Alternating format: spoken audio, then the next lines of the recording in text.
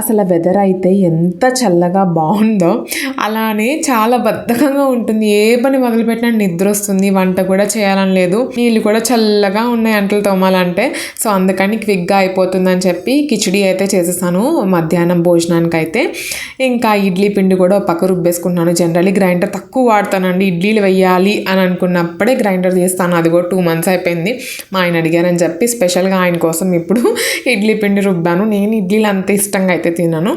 ఇంకా వన్స్ ఇడ్లీ పిండి రుబ్బేసాను, వర్షం పడడం స్టార్ట్ అయింది. ఇంకా ఏదన్నా చక్కగా వేడిగా తింటూ తాగుదామని చెప్పి ఒక పక్కనైతే అల్లం చాయ్, ఇంకా అప్పుడే కదా ఇడ్లీ పిండి రుబ్బాను. సో సన్నగా కట్ చేసిన అల్లము, క్యాబేజ్, అలానే కొన్ని ఆనియన్స్, అలానే పిండి కొంచెం జోరుగా ఉందని చెప్పేసి నేను కొంచెం బొంబాయి రవ్వ కూడా కలుపుకొని పునుగుల్లా వేసేసుకున్నానండి.